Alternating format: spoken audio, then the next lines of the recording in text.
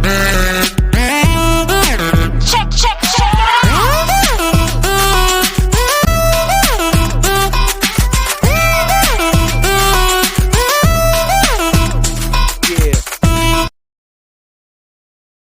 Konnichiwa. O genki desu ka? Jika sok hayo shitai no desu ga. Watashi nanamai ha Danisa Dwi Anggreni desu. Hello everyone, my name is Lutfi Deanti. I'm in the second class of Chemical Analyst 1 at the 5 Bandung Vocational High School. 안녕하세요 여러분. 어떻게 너희들은? 알함dulillah 괜찮아. 제 이름은 리안입니다. 도와주세요 여러분. 힘내. Ahlan jami'an, kaifa haluk, alhamdulillahi thayyib. Ismai Faula, min fadlika sa'adna ruh. Ke teori dasar ya. Apa sih kompleksometri itu? Kompleksometri yaitu literasi yang berdasarkan pembentukan ion kompleks. Ion kompleks adalah ion yang terbentuk antara ligan dan ion logam sebagai atom pusatnya melalui ikatan kovalen koordinasi. Ikatan kovalen koordinasi adalah ikatan yang terbentuk dari sumbangan salah satu atom yang berikatan.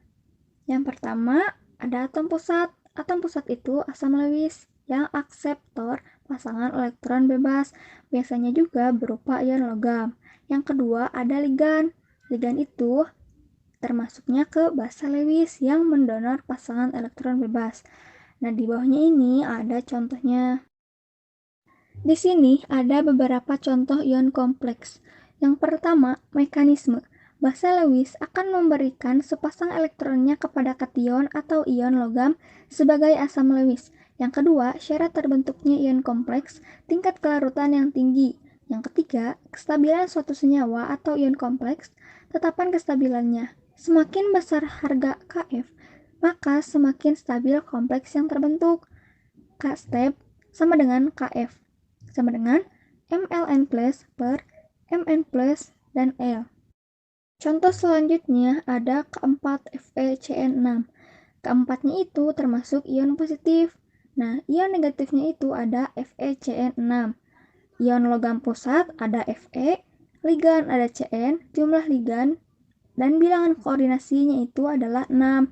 Bilangan koordinasi adalah bilangan yang menyatakan banyaknya ikatan yang terbentuk oleh atom pusat disebut bilangan. Macam-macam ligan. Yang pertama, monodentat atau unidentat. Ligan yang memiliki satu pasangan elektron bebas. Contohnya, F-, Cl-, H2O, Br-, dan NH3. Yang kedua, ada bidentat. Ligan yang memiliki dua pasangan elektron bebas. Contohnya, etilendiamin, oksalat, dan lain-lain. Yang ketiga, ada polidentat. Ligan yang memiliki lebih dari dua pasangan elektron bebas. Nah, contohnya yang pertama ada tetradentat atau trietilen tetramin, yang kedua ada heksadentat, contohnya etilen diamin tetrasetat, yang ketiga ada oktadentat, dietilen tetramin pentaasetat. Syarat-syarat indikator logam. Yang pertama, ikatan zat warna dengan ion logam harus lebih lemah daripada ikatan ion logam dengan eta. Yang kedua, perubahan warna harus mudah diamati. Yang ketiga, reaksi warna harus spesifik atau selektif. Yang keempat, indikator harus sangat sensitif terhadap ion logam sehingga perubahan warna terjadi pada saat titik ekivalen. Yang kelima, harus ada perbedaan jelas antara warna indikator dengan warna kompleks indikator logam. Ini juga ada syarat-syarat literasi kompleksometri. Yang pertama, kompleks yang terbentuk harus stabil. Kestabilan semakin besar, maka kompleks pun semakin stabil. Yang kedua, reaksi yang terjadi harus kuantitatif sehingga dapat diukur. Yang ketiga, tidak mempunyai reaksi samping. Bila memiliki dua atau lebih tingkat keseimbangan reaksi, maka perbedaan antara kestabilannya harus cukup besar. Yang keempat, pembentukan kompleks tidak terlalu lama. Kompleks yang terbentuk tidak boleh mengendap. Yang kelima, ada perubahan nyata yang dapat diamati, baik dengan indikator visual maupun dengan potensiometri. Yang keenam, adanya indikator yang dapat menunjukkan perubahan tersebut dan bekerja pada kondisi yang sama dengan reaksi kompleksasi yang terjadi. Sifat bahan. Di sini ada sifat fisika dan kimia dari HCl. Sifat fisika dari HCl berwarna bening, bau yang sangat menyengat, titik didih 110 derajat Celcius, Mr 36,5 dan larut dalam air. Sifat kimia dari HCl, korosif, toksik, oksidator, dan merupakan asam kuat. Selanjutnya, sifat fisika dan kimia dari NaOH.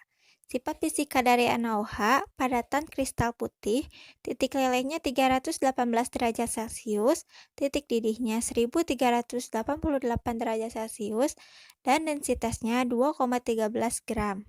Selanjutnya ada sifat kimianya, hidroskopis, korosif, dan merupakan basa kuat. Sifat dari Na2EDTA. Na2EDTA memiliki rumus molekul C10H12N2Na2O8 dan merupakan heksadentat karena memiliki 6 PeB, 2 dari atom N dan 4 dari atom O. Adapun sifat kimia dan fisika dari Na2EDTA. Sifat fisika dari Na2EDTA merupakan kristal tak berwarna, larut dalam air, berat molekul 292,24 gram per mol, densitasnya 860 mg per mili. Entalpi pembentukan 1,5780 MJ per mol, entalpi pembakaran 4,4545 MJ per mol. Sifat kimia dari Na2EDTA, mudah terbakar, senyawa yang stabil, dan merupakan ligan yang baik. Sifat bahan dari indikator EBT dan indikator Murekside. Sifat fisika dari indikator EBT, rata molekul 461,39 gram per mol. Berbentuk padatan berwarna coklat kehitaman, tidak berbau. Adapun sifat kimia dari indikator EBT, larut dalam air, sebagian larut dalam air dingin, reaktif terhadap oksidator, dan stabil.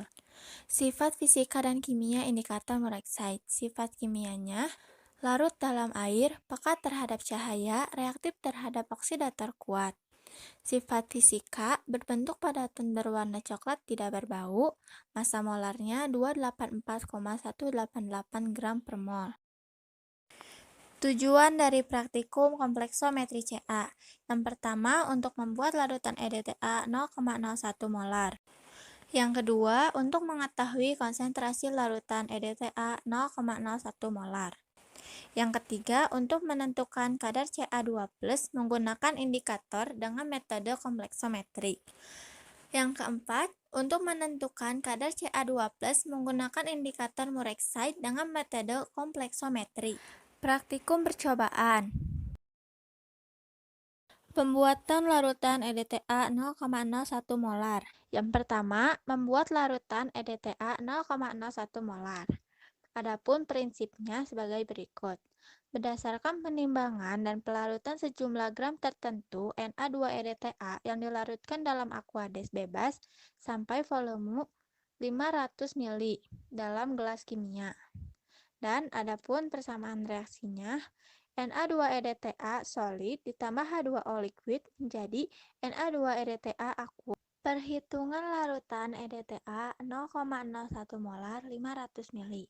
Di sini kita mencari Mr dari Na2EDTA titik 2H2O atau Mr dari C10H14 N2Na2O8 titik 2H2O. Di sini ARC bernilai 12, ARH1, ARN14, ARNA23, dan ARO16. Setelah dijumlahkan semuanya, jadi Mr dari Na2EDTA titik 2H2O adalah 372 gram per mol. Perhitungan larutan EDTA 0,01 molar sebanyak 500 ml. Dalam perhitungan kali ini, kita akan mencari massa Na2EDTA titik 2H2O yang akan ditimbang, yaitu dengan cara massa sama dengan BE dikali volume dikali molar dibagi 1000. BE di sini didapat dari Mr Na2EDTA titik 2H2O, yaitu 372. Volumenya didapat dari volume yang sudah ditetapkan, yaitu 500 ml. Dan molarnya juga didapat dari molar yang sudah ditetapkan, yaitu 0,01 molar. Jadi, massa sama dengan BE dikali volume dikali molar dibagi 1000 sama dengan 372 dikali 500 dikali 0,01 dibagi 1000, menghasilkan 1,86 gram. Jadi, Na2EDTA.2H2O yang akan ditimbang adalah sebanyak 1,86 gram.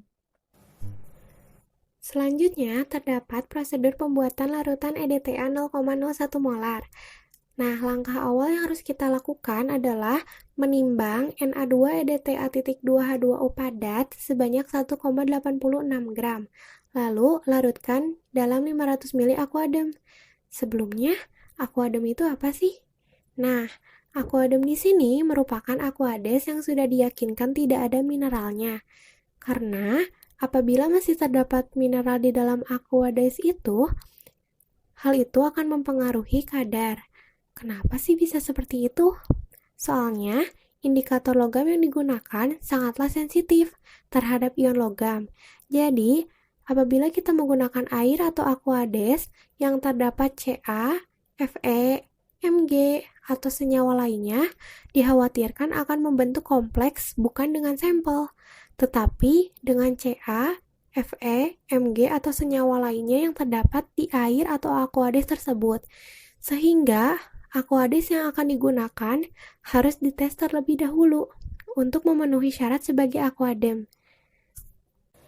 Cara pengetesannya adalah aquades ditambahkan buffer salmiak dan EBT.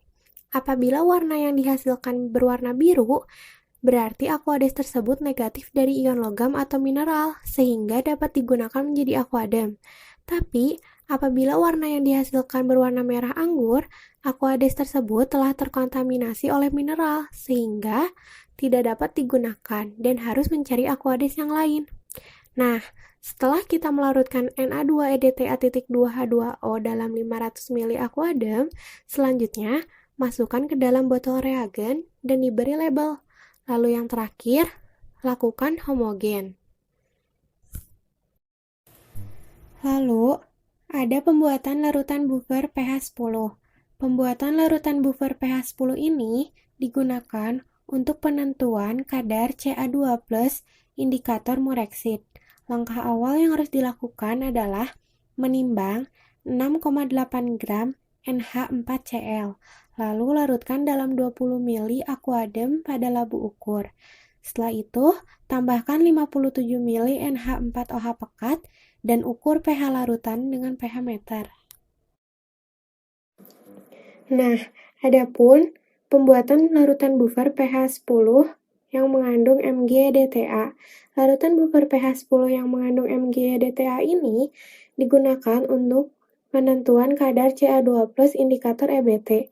Langkah awal yang harus dilakukan adalah menimbang 16,9 gram NH4Cl dan larutkan dalam 143 ml NH4OH.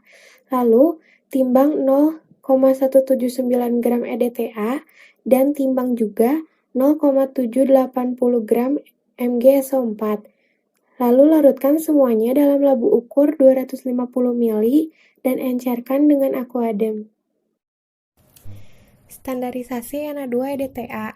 Prinsip percobaan standarisasi Na2EDTA adalah berdasarkan reaksi pembentukan senyawa kompleks sejumlah mililiter tertentu, larutan MgSO4 standar dititrasi oleh larutan EDTA yang akan ditetapkan konsentrasinya pada pH 10 dengan menggunakan indikator EBT sampai terjadi perubahan warna dari merah anggur menjadi biru jelas, di mana titik ekivalen mol EDTA sama dengan titik ekivalen mol MgSO4. Untuk mencari perhitungan standarisasi Na2EDTA, hal yang harus dicari adalah molar MgSO4.7H2O, yaitu dengan cara massa yang ditimbang dibagi Mr MgSO4.7H2O dikali 1000 dibagi 250. Nah, volume dikali normalitas EDTA sama dengan volume dikali normalitas MgSO4. Selanjutnya, persamaan reaksi terjadi sebelum dititrasi si ion logamnya yang dari baku primer Mg2+-nya itu ditambahkan dulu buffer kan. Ketika ditambahkan buffer warnanya masih tidak berwarna. Kemudian ditambahkan seujung spatula indikator ya, HIN2 min ini indikator apa? EBT. Nah, ketika ditambahkan indikator yang berwarna biru ya, indikatornya warnanya biru, maka akan terbentuk kompleks logam indikator yang berwarna merah anggur. Makanya tadi perubahan warnanya itu dari warna merah anggur menjadi biru jelas. Nah, kenapa menjadi biru jelas? Jadi, kalau si larutannya itu sudah berubah menjadi warna biru jelas, ya artinya semua Mg yang tadinya berikatan dengan indikator, ya, pada saat titrasi ditambahkan EDTA sedikit demi sedikit, maka si Mg yang tadinya membentuk kompleks dengan indikator bereaksi dengan eta, ya terlepas ikatannya dengan indikatornya membentuk kompleks dengan EDTA, dan kompleks yang terbentuk itu warnanya itu tidak berwarna. Ya. Nah kemudian pada saat titik akhir, lalu apa yang terjadi kalau semua Mg yang mengikat indikator itu sudah bereaksi dengan EDTA, ya maka akan terbentuk kompleks Mg EDTA. Terus indikatornya menjadi indikator bebas dan juga dihasilkan ion H+. Nah, warna biru jelas ini dihasilkan dari warna si indikator bebas ya, yang menandakan kalau sudah muncul biru jelas, merah anggurnya udah nggak ada, berarti si Mg-nya sudah habis bereaksi dengan EDTA. Dengan demikian titrasi sudah berakhir ya. Dan di sini pada saat titik akhir titrasi, mol Mg ya, mol si logam Mg itu akan ekivalen dengan mol si EDTA, sehingga nanti konsentrasi EDTA bisa kita hitung. Selanjutnya, terdapat prosedur penentuan konsentrasi larutan EDTA 0,01 molar. Yang pertama, kita harus menimbang 0,615 gram MgSO4.7H2O, lalu larutkan ke dalam labu ukur 250 ml. Selanjutnya, pipet 25 ml dan masukkan ke dalam air Lemaier 250 ml. Tambahkan 1 ml larutan buffer pH 10 dan 50-100 mg indikator EBT 1% dalam NaCl. Lalu titrasi dengan larutan EDTA yang akan ditentukan konsentrasinya sampai terjadi perubahan warna dari merah anggur menjadi biru jelas. Lakukan titrasi hingga didapat volume per liter konstan. Dan yang terakhir, hitung molaritas larutan EDTA. Halo teman-teman. Nah, sekarang Rian akan melanjutkan presentasi. Di sini Rian akan menjelaskan prosedur penetapan kadar kalsium dengan indikator EBT dan Murexad. Pertama, penentuan kadar menggunakan indikator EBT. Sebelum melanjutkan pembahasannya, Rian mau nanya dulu nih kepada teman-teman. Teknik titrasi apa sih yang digunakan pada penetapan kadar Ca dengan indikator EBT? Ada yang tahu? Ya, benar sekali, yaitu teknik titrasi substitusi, di mana terdapat penggantian posisi kalsium pada titrasi oleh magnesium. Lanjut ke prinsip percobaan. Berdasarkan reaksi pembentukan senyawa kompleks, sejumlah tertentu larutan sampel garam Ca2+ yang dititrasi oleh larutan EDTA standar pada pH 10 dan mengandung ion Mg2+, dengan menggunakan indikator EBT hingga terjadi perubahan warna dari merah anggur menjadi biru jelas. Pada saat Te mol EDTA sama dengan mol Ca2+, sehingga kadar Ca2+ dapat dihitung.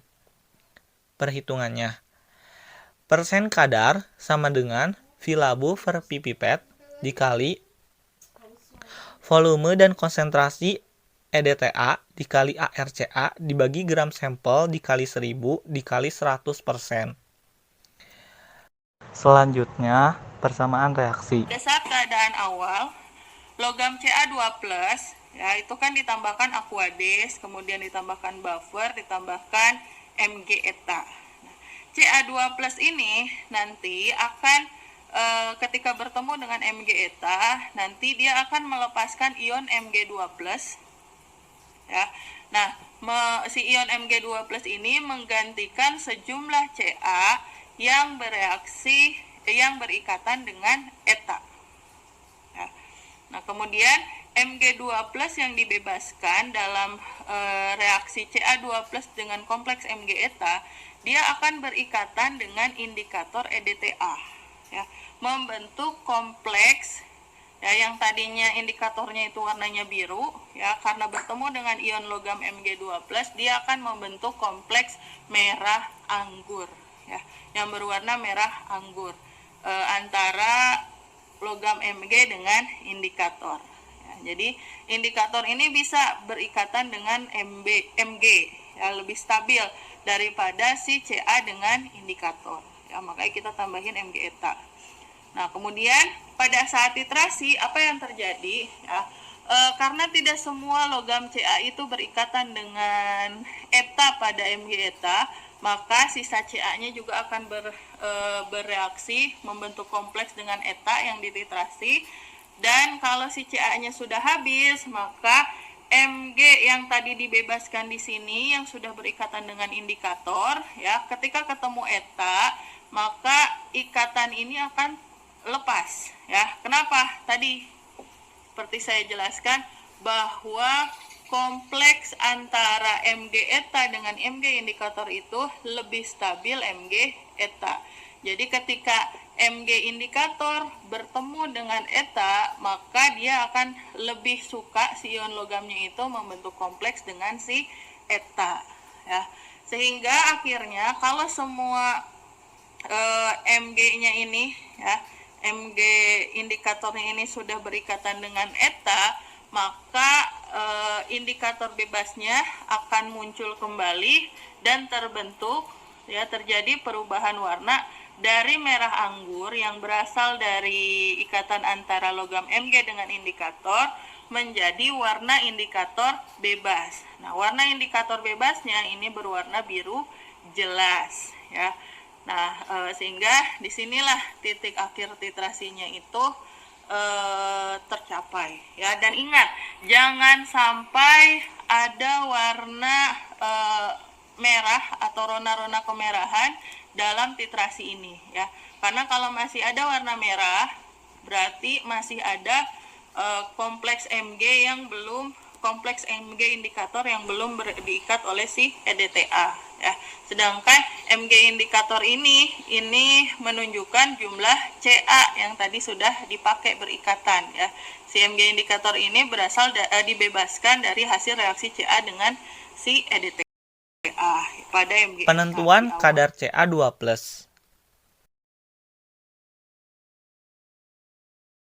Timbang kurang lebih 0,4 gram sampel garam kalsium. Bilasi ke dalam labu ukur 250 ml.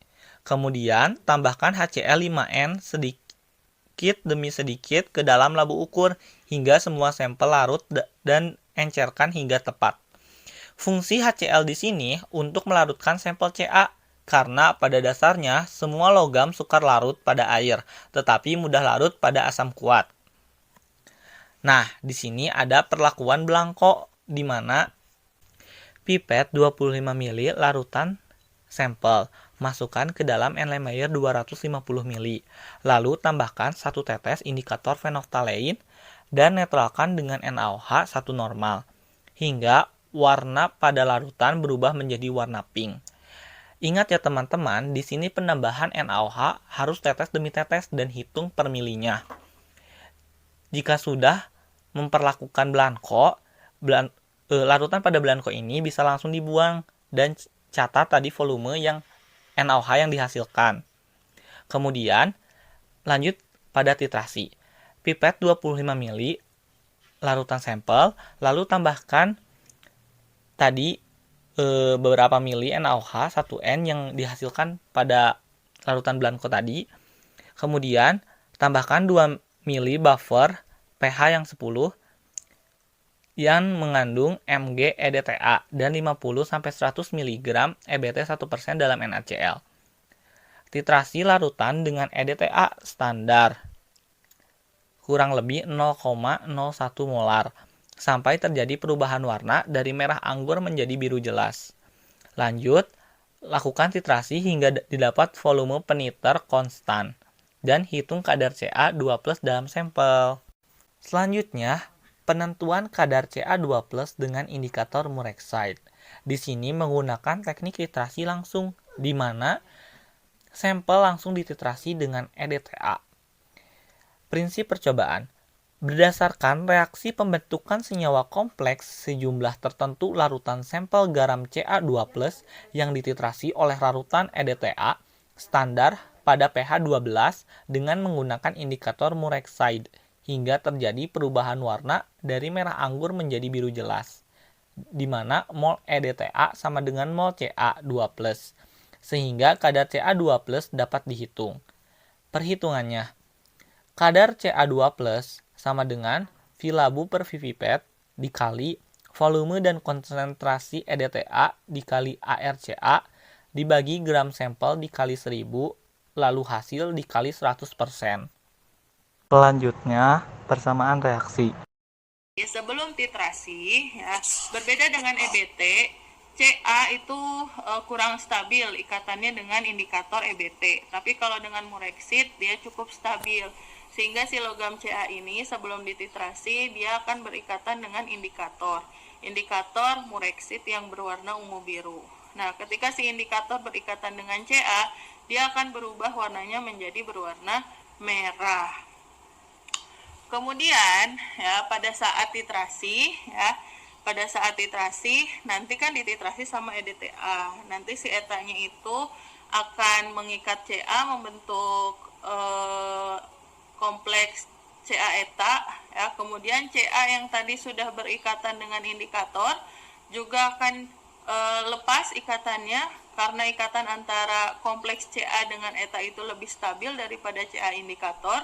Maka dia akan lepas membentuk kompleks Ca eta dan indikatornya akan menjadi indikator bebas kembali. Jadi yang tadinya indikatornya berikatan sama Ca warnanya merah ya, karena dia si Ca-nya putus, sudah terlepas ikatannya dengan si Murexide, maka si indikatornya itu menjadi indikator bebas dan warna yang dihasilkan pun adalah warna si indikator bebasnya yang berwarna ungu biru. Nah, dengan demikian kalau sudah terbentuk warna ungu biru ya, maka titrasi sudah selesai ya, artinya sudah mencapai titik akhir titrasi. Lanjut, prosedur. Timbang 0,4 gram sampel garam kalsium, bilasi ke dalam labu ukur 250 ml. Tambahkan HCl5N sedikit demi sedikit ke dalam labu ukur hingga semua sampel larut dan encerkan hingga tepat. Di sini ada perlakuan terhadap belangko, tetapi jika volume NaOH sudah didapat pada prosedur indikator EBT, maka bisa digunakan pada indikator Murexide. Kemudian, pipet 25 ml larutan sampel, tambahkan volume NaOH 1 normal yang sudah didapat, lalu tambahkan lagi 3 ml NaOH. Karena tujuannya, jika tidak ditambahkan 3 ml NaOH lagi, takutnya akan terjadi penurunan pH yang drastis. Dan tambahkan 50-100 mg Murexide 1% dalam NaCl. Kemudian titrasi dengan larutan EDTA 0,01 molar. Sampai terjadi perubahan warna dari merah menjadi biru, ungu biru. Lakukan titrasi hingga didapat volume peniter konstan. Hitung kadar Ca2+ dalam sampel. Nah, gimana teman-teman? Paham kan? Pasti paham. Langsung aja ya kepada moderator, saya persilahkan.